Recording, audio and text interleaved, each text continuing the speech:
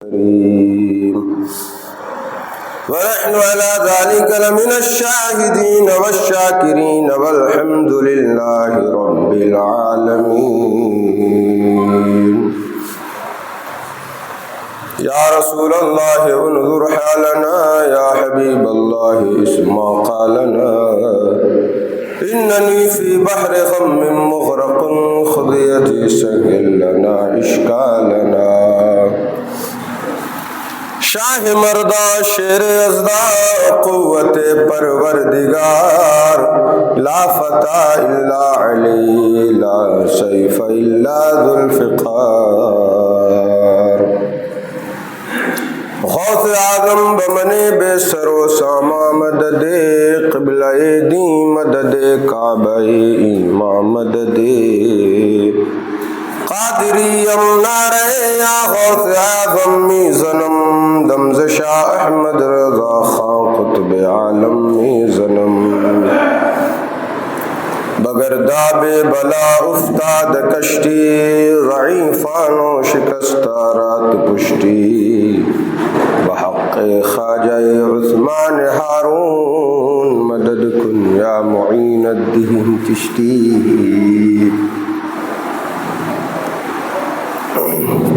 محترم بزرگوں اور دوستوں اور نوجوان ساتھیوں، اس سے پہلے کہ چند معروضات آپ کے گوش گزار کروں، آئیے ہم اور آپ مل کر نہایت ہی عقیدت و احترام کے ساتھ سرور سروراں فخر دو عالم محسن انسانیت امام الانبیاء تاجدار کائنات جناب احمد مجتبیٰ محمد مصطفیٰ صلی اللہ علیہ وسلم کی بارگاہ میں ہدیہ درود و سلام پیش کرنے کی سعادتیں حاصل کریں اور پڑھیں بآواز بلند اللہم صلی علی سیدنا مولانا محمد طب القلوب و دوائها وعافیت الابدان و شفائها و نور الابصار و ضیائها وعلی آلہ وبارک وسلم.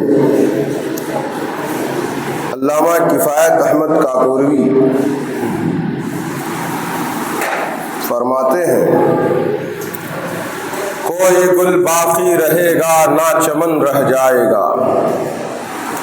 کوئی گل باقی رہے گا نہ چمن رہ جائے گا، پر رسول اللہ کا دین حسن رہ جائے گا. اور ہم سفیر و باغ میں ہیں کوئی دن کے چہچہے، ہم سفیر و باغ میں ہیں کوئی دن کے چہچہے. بلبلیں اڑ جائیں گی سونا چمن رہ جائے گا، بلبلیں اڑ جائیں گی سونا چمن رہ جائے گا. اور اطلس و کم خواب کی پوشاک پر نازاں نہ ہو، اطلس و کم خواب کی پوشاک پر نازاں نہ ہو. اس تنے بے جان پر خاکی کفن رہ جائے گا، اس تنے بے جان پر خاکی کفن رہ جائے گا. اور سب فنا ہو جائیں گے کافی وہ لیکن حشر تک، سب فنا ہو جائیں گے کافی وہ لیکن حشر تک. نام پاک مصطفیٰ وہ پنجتن رہ جائے گا، نام پاک مصطفیٰ وہ پنجتن رہ جائے گا. محترم بزرگوں اور دوستوں اور نوجوان ساتھیوں، پردہ نشین خواتین اسلام، آج جس آیت کریمہ کو میں نے سرنامہ کلام بنایا ہے، اس میں رب ذوالجلال ارشاد فرماتا ہے کل نفس ذائقۃ الموت، ہر جان کو موت چکھنی ہے. فَإِنَّمَا تُوَفَّوْنَ أُجُورَكُمْ يَوْمَ الْقِيَامَةِ، اور تمہارے بدلے، تمہارے اجور، تمہارے اجر تو قیامت ہی کو ملیں گے. فَمَنْ زُحْزِحَ عَنِ النَّارِ وَأُدْخِلَ الْجَنَّةَ، تو جو آگ سے بچا کر جنت میں داخل کیا گیا، فقد فاز، تو وہ کامیاب ہو گیا.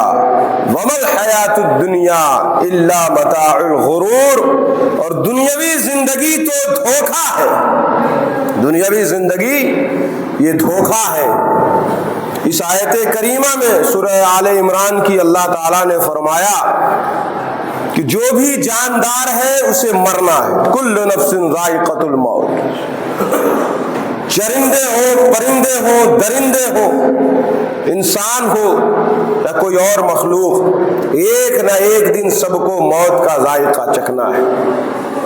مرنا ہے، موت آ کر ہی رہے گی یاد رکھ، جان جا کر ہی رہے گی یاد رکھ۔ موت سے کس کو رستگاری ہے، آج ہماری کل تمہاری باری۔ تو یہ ہو ہی نہیں سکتا کہ انسان آب حیات پی لے اور قیامت تک زندہ رہے۔ ہم سے پہلے بے شمار لوگ آئے چلے گئے، قبر کی غذا بن گئے۔ کل جا کے فاتحہ خوانی کر رہے تھے ہم لوگ بھی مر جائیں گے۔ ہماری قبروں پہ اگر ہماری اولادیں نیک رہیں تو آگے فاتحہ پڑھیں گی، قیامت تک یہ سلسلہ قائم رہے گا۔ جانے میں تسلسل ہے کہ پہلے پردادا آئے، پھر دادا آئے، پھر ابا آئے، پھر بیٹا آیا، پھر پوتا آیا۔ آنے میں تو تسلسل ہے، جانے میں کوئی تسلسل نہیں ہے۔ یعنی کب کون جائے گا ایسا نہیں کہ بوڑھے ہو گئے ہیں والد صاحب یا دادا صاحب جی تو پہلے وہ جائیں گے اور بیٹا اور پوتا بعد میں جائے گا۔ دنیا میں آنے میں تسلسل ہے، جانے میں کوئی تسلسل نہیں ہے۔ بسا اوقات بوڑھے باپ کے کندھوں پر جوان بیٹے کا جنازہ نظر آتا ہے۔ اسی لیے قرآن میں فرمایا الذی خلق الموت والحیات لیبلوکم، کہ اللہ تعالیٰ نے زندگی اور موت کو کیوں پیدا فرمایا؟ تو فرمایا الذی خلق الموت والحیات لیبلوکم، کہ اللہ نے اس لیے پیدا فرمایا تاکہ تمہیں آزمائے۔ تو موت تو آئے گی، تو جب موت آنی تھی تو زندگی کیوں دی اللہ تعالیٰ نے؟ یا تو ہمیں پیدا ہی نہیں کرتا، یا جب زندگی دی تھی تو موت نہیں آتی۔ تو زندگی اور حیات کا مقصد کیا ہے؟ تو فرمایا رب ذوالجلال نے اس لیے میں نے تمہیں پیدا کیا، موت و حیات کو پیدا کیا، لیبلوکم، تاکہ تمہیں آزماؤں، تمہیں جانچوں، تمہارا امتحان لوں۔ کس چیز کا امتحان؟ ایکم احسن عملا، کہ عمل کے اعتبار سے تم میں سے بہتر کون ہے۔ اور فرمایا بزرگوں نے کہ یہاں حیات سے پہلے موت کا تذکرہ ہے، الذی خلق الموت والحیات، یہ نہیں فرمایا الذی خلق الحیات والموت، پہلے موت کا تذکرہ بعد میں حیات کا تذکرہ۔ کیوں؟ تاکہ انسان سمجھے، موت کو یاد کرے، موت کو نہ بھولے، اور یہ نہ سوچے کہ یہ جو آج لگزریس لائف ہم جی رہے ہیں، شاندار عمارتوں میں اور بڑی بڑی کاروں میں گھوم رہے ہیں، عیش و طرب کی محفلیں سجا رہے ہیں، یہ ہمیشہ رہیں گی، بلکہ اس کے ذہن میں یہ بات رہے کہ ون ڈے ول کم، جب ہم وی ول گو ٹو گریو یارڈ، ایک دن آئے گا جب ہم قبرستان میں جائیں گے اور ہمارے وہ رشتہ دار، وہ احباب، وہ محبت کرنے والے جو ہمارے بغیر جی نہیں سکتے تھے، وہ ہمیں اندھیری قبر میں اتار کر واپس آ جائے۔ چاہے دنیا میں کوئی بھی کتنی بھی محبت کرتا ہو، لیکن کوئی قبر میں نہیں جائے گا، کوئی قبر میں نہیں رہے گا آپ کے ساتھ۔ جانے والی چیز تو اعمال صالحہ ہے، جو آپ نے آخرت کی جو تیاری کی ہے، اعمال صالحہ کیے ہیں، نیک اعمال کیے ہیں، وہی جانے والی چیز ہے۔ کوئی رشتہ دار، کوئی محبت کرنے والا، کوئی قریبی آپ کا قبر میں نہیں جانے والا۔ اس لیے موت کو یاد رکھنا چاہیے اور موت کو بھولنا نہیں چاہیے۔ یہ ایک ایسی عدل حقیقت ہے کہ دنیا کی کسی قوم میں کوئی اس میں اختلاف ہی نہیں ہے۔ وجود باری تعالیٰ کے معاملے میں لوگوں کو اختلاف ہے، ایتھیزم چل رہا ہے، لوگ کہتے ہیں خدا کا وجود ہی نہیں ہے، منکرین خدا موجود ہے، منکرین نبوت موجود ہے، ہر چیز میں اختلاف ہے، ڈفرینس ہے، وردھاواس ہے۔ لیکن کبھی آپ نے دیکھا کہ کوئی قوم، کوئی مسلک، کوئی مذہب، کوئی فرقہ، کوئی دھرم، کوئی سمودائے، کوئی سمپردائے، یا کسی بھی کنٹیننٹ کا کوئی آدمی، کوئی عربی، کوئی عجمی، کوئی بھی گورا کالا کہیں کا بھی ہو، کسی زبان اور نسل اور رنگ کا ہو، وہ کہتا ہو کہ نہیں موت نہیں آئے گی، موت کو ہم نہیں مانیں گے۔ کیوں؟ کیونکہ یہ عدل حقیقت ہے۔ لوگ ہم دیکھ رہے ہیں، روزانہ دیکھتے ہیں کہ جنازے اٹھ رہے ہیں۔ کل بھی ہم نے ایک جنازہ پڑھا۔ تو عقل مند کون ہے؟ جو موت کی تیاری کرے، موت کی تیاری کرے۔ موت کسے کہتے ہیں؟ انسان کے جسم سے جب روح نکل جائے تو موت ہو جاتی ہے۔ واقعی بدن انسانی سے جب روح انسانی نکلتی ہے اور نکلنے کے بعد جو صورت جو کنڈیشن انسان کے جسم پر پیدا ہوتی ہے اسے ہی موت کہا جاتا ہے۔ یہودیوں نے حضور علیہ الصلوۃ والسلام سے 3 سوالات کروائے تھے نا کہ پوچھو اصحاب کہف کے بارے میں، اگر یہ نبی ہیں، سچے نبی ہیں، اور ذوالقرنین کے بارے میں، ان دونوں کا تذکرہ سورۃ الکہف میں ہے، اور روح کے بارے میں پوچھو، قرآن کہتا ہے وَيَسْأَلُونَكَ عَنِ الرُّوحِ، اے حبیب یہ آپ سے روح کے بارے میں پوچھتے ہیں۔ قرآن میں فرمایا قُلِ الرُّوحُ مِنْ أَمْرِ رَبِّي، آپ فرما دیجئے روح تو عالم خلق کی چیز ہی نہیں ہے، یہ عالم امر کی چیز ہے، اور عالم امر کی چیز تمہیں سمجھ میں آنے والی نہیں ہے۔ تو روح کی حقیقت و ماہیت سے آگاہی نہیں دی گئی، روح کو کسی نے دیکھا نہیں۔ سائنس اور ٹیکنالوجی اپنے عروج پر پہنچ چکی ہے، اسپیس شٹل بھیجے جا رہے ہیں، چاند پر انسان لینڈ کرتا ہوا نظر آ رہا ہے، لیکن اسی انسان سے پوچھو کہ بھائی جو تمہارے اندر روح ہے، جو آتما ہے، جو اسپرٹ ہے، جس کے نکلنے سے تم بھی مر جاتے ہو، دنیا کا ہر انسان مر جاتا ہے، اس روح کو تم نے دیکھا ہے؟ Have you ever see the spirit؟ تو وہ کہے گا نہیں ہم نے نہیں دیکھا۔ تمہاری ترقی کہاں گئی؟ تمہاری ترقی، تمہارا ڈیولپمنٹ تو پتہ کیا چلا؟ جب تک اللہ نہ چاہے کوئی کسی چیز کو دیکھ نہیں سکتا۔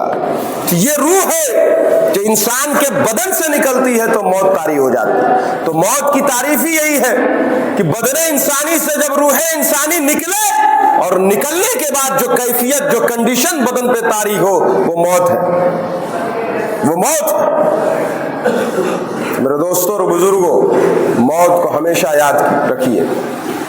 اور موت طاری کس پہ ہوتی ہے؟ موت بدن پہ طاری ہوتی ہے، روح پہ طاری نہیں ہوتی۔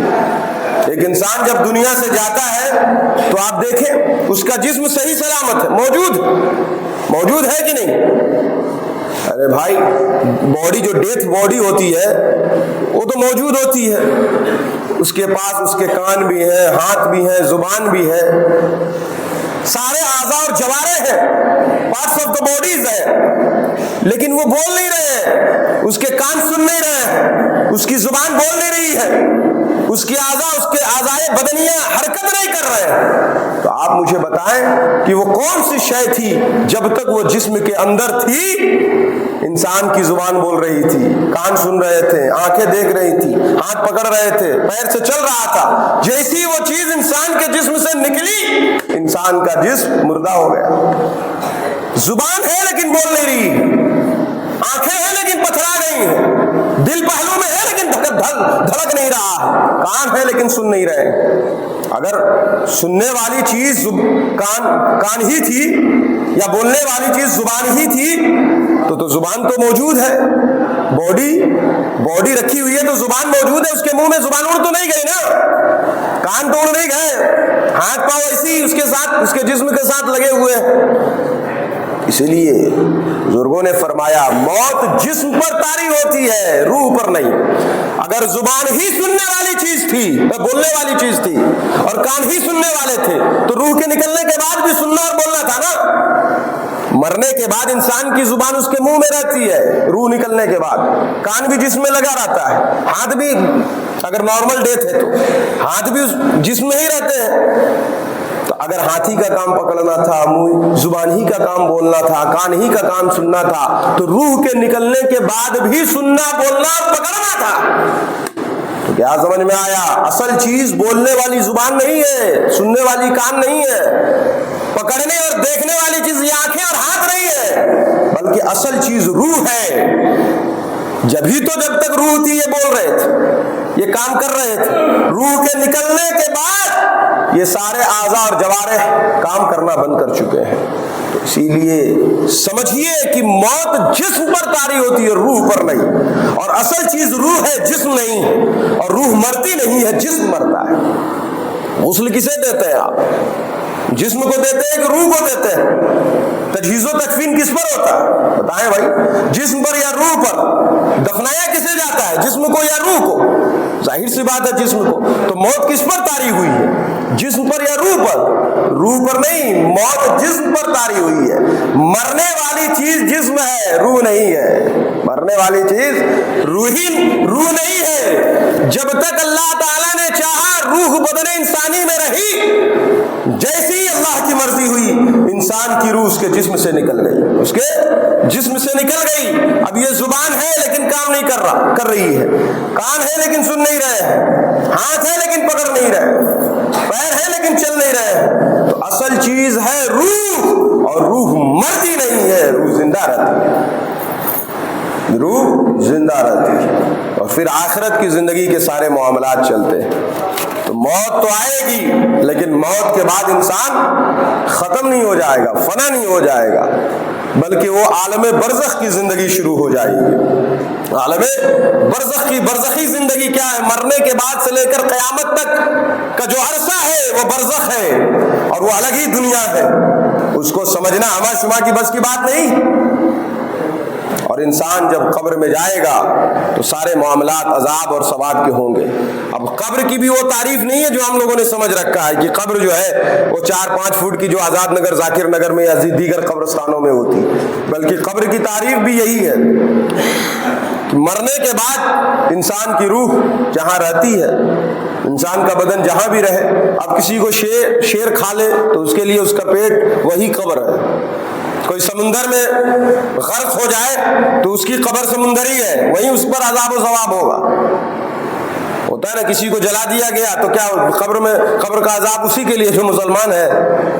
جس کی باڈی جلا دی گئی اس کے ساتھ معاملات نہیں ہوں گے. یا جلا دیا جائے یا دفنا دیا جائے یا غرق کر دیا جائے، کچھ بھی ہو جائے، یا ہوا میں ہو جائے، وہ رب ذوالجلال ہے جو قطرہ ناپاک سے، پلید قطرے سے انسان کا مکمل جسم بنا سکتا ہے. وہ اس بات پر قادر ہے کہ جلنے کے بعد، دفنانے کے بعد، سڑنے کے بعد، گلنے کے بعد جسم کو پھر زندہ کرے اور اس پر عذاب اور ثواب کا معاملہ فرمائے. میرے دوستو اور بزرگوں، اس لیے موت کو یاد کیجئے. یہ چند روزہ زندگی ہے، چند روزہ زندگی ہے.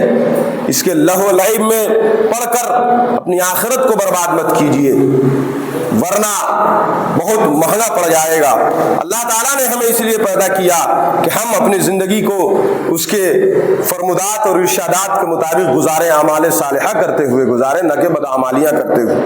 حضرت عمر رضی اللہ تعالیٰ عنہ نے حضرت کعب احبار سے پوچھا کہ اے کعب، ہمیں موت کے بارے میں بتاؤ. حضرت کعب بہت بڑے عالم صحابہ کرام میں سے، ان سے پوچھا کس نے؟ حضرت عمر نے.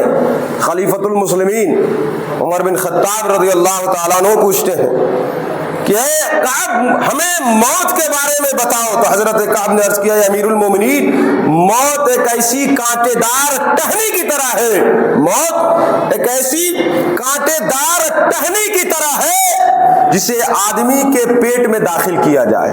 ایک ٹہنی ہے وہ بھی کانٹے دار. مثال دی موت کیا ہے تو کہا کہ موت ایک ایسے کانٹے دار، کانٹا لگا ہوا ہے، کانٹے دار ٹہنی کی طرح ہے، شاخ کی طرح ہے، جسے انسان کے پیٹ میں داخل کیا جائے اور اس کا ہر کانٹا ایک ایک رگ میں پیوست ہو جائے، ایک ایک رگ و ریشے میں پیوست ہو جائے.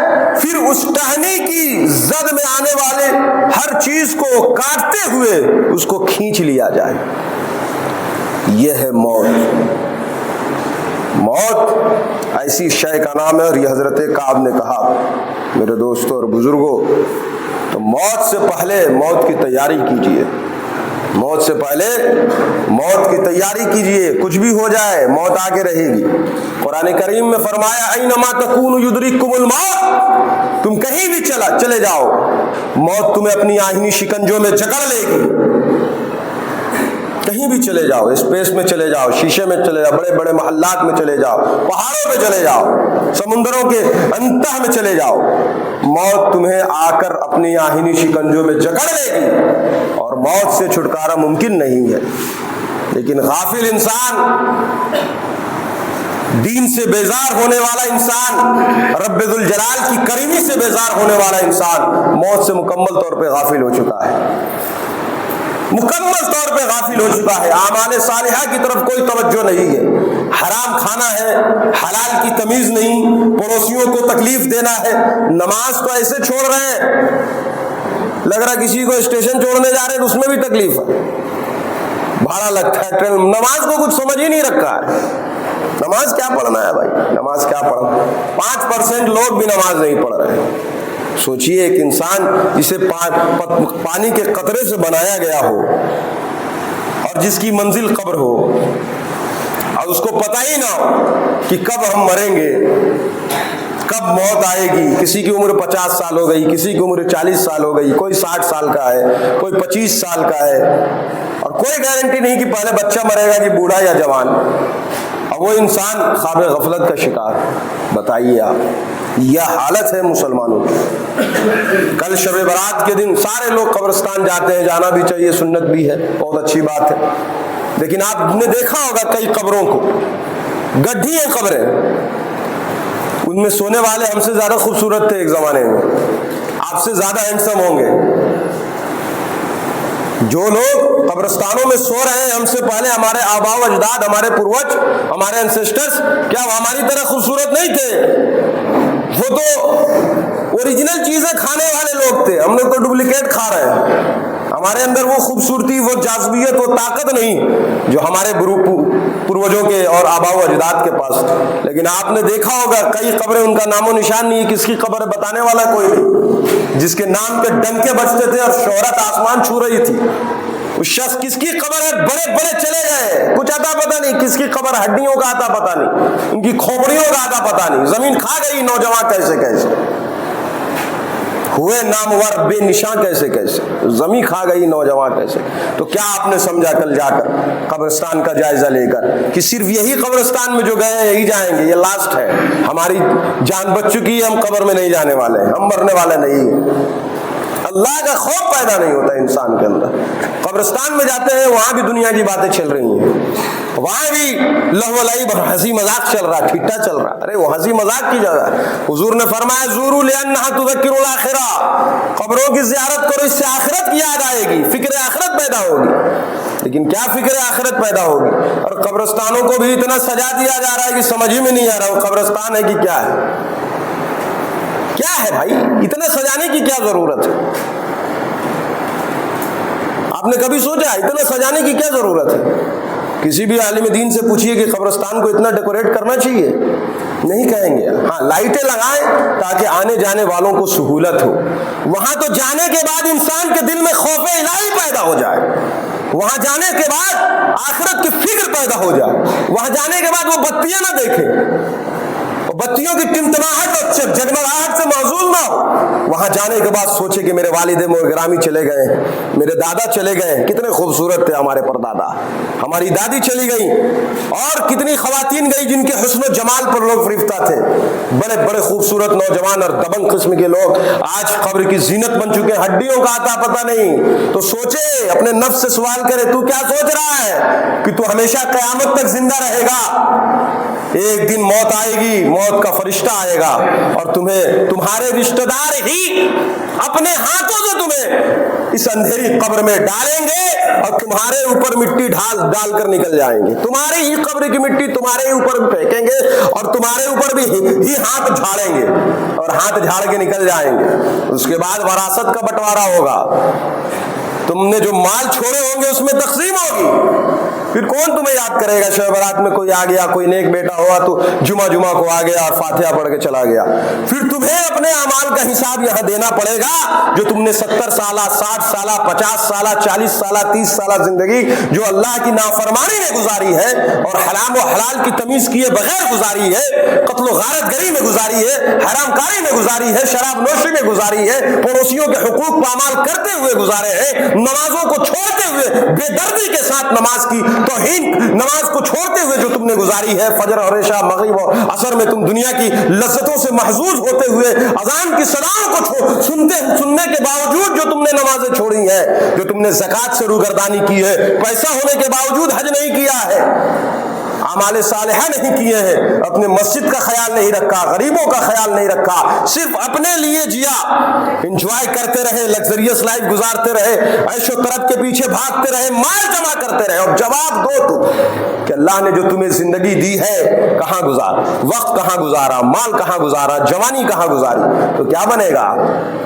اس لیے قبر کو یاد کیجئے، وہ فائنل نہیں تھے وہ لوگ جو چلے گئے ہیں، ہم لوگ بھی جانے والے ہیں، انا للہ و انا الیہ راجعون، کیا کہتے ہیں؟ بے شک ہم اللہ ہی کے لیے ہیں اور اللہ ہی کی طرف پلٹنے والے ہیں، منہا خلقناکم وفیہا نعیدکم ومنہا نخرجکم تارۃ اخری، اسی سے اللہ نے ہمیں بنایا اور اسی میں ہمیں لوٹا دیا جائے گا اور اسی مٹی سے پھر ہم دوبارہ اٹھائے جائیں گے۔ یہ ہمیشہ پڑھتے ہیں کہ نہیں پڑھتے؟ تو لاسٹ نہیں تھے، ہم لوگوں کو بھی جانا ہے اور اسی اندھیری قبر میں جانا ہے، وہاں کون سانپ نکلے گا۔ میں نے قبرستان میں گیا تو دیکھا، بہت پہلے کی بات ہے، کہ ایک سانپ وہاں گھوم رہا تھا۔ خدا کی قسم آپ تصور کیجئے، اگر روڈ پہ سانپ نکل جائے تو بھیڑ لگ جائے گی، گھر میں نکلنے سب گھر سے بھاگ جائیں گے، بھاگیں گے کہ نہیں؟ اگر پانی والا بھی سانپ نکل جائے تو بھاگ جائیں گے، جو زیادہ زہریلا نہیں ہوتا۔ اور وہاں پتہ چلا وہ کرئی تھے، کرئی، وہ قبرستان میں گھوم رہا تھا، قبرستان میں گھوم رہا تھا۔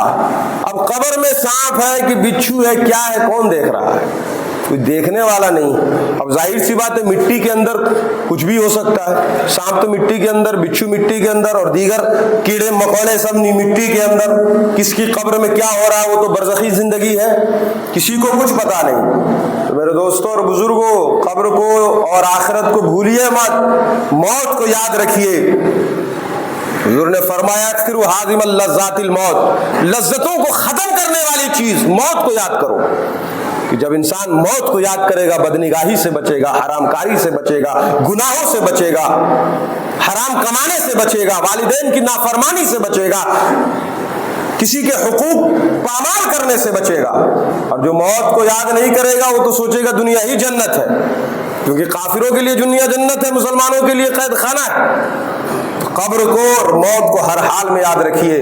حضور علیہ الصلوۃ والسلام فرماتے ہیں، ترمذی شریف کی حدیث پاک ہے، القبر روضۃ من ریاض الجنہ، کہ قبر جو ہے جنت کے باغوں میں سے ایک باغ ہے، وحفرۃ من حفر النیران، اور جہنم کے گڈھوں میں سے ایک گڈھا ہے۔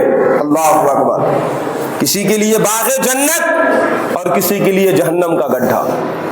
جس طرح دنیا کی زندگی برابر نہیں ہے سب کے لیے، کوئی غریب ہے، قلاش ہے، مفلوق الحال ہے، تو کوئی امیر کبیر دنیا کا ٹائکون اور انڈسٹریلسٹ ہے، کوئی بھکمنگا ہے، غریب ہے، محتاج ہے، تو کسی کے پاس دولت کی کوئی انتہا نہیں ہے، کوئی صحت مند ہے تو کوئی بیچارہ مختلف امراض میں، بیماریوں میں مبتلا ہے، کھانے پینے کے لیے بھی پابندیاں ہیں، ہے کہ نہیں؟ اسی طرح آخرت کی زندگی ہے۔ آخرت کی زندگی جس طرح دنیا کی زندگی سب کے لیے برابر نہیں ہے، کوئی پریشان ہے تو کوئی خوشحال ہے، اسی طرح آخرت کی زندگی بھی سب کے لیے برابر نہیں ہوگی۔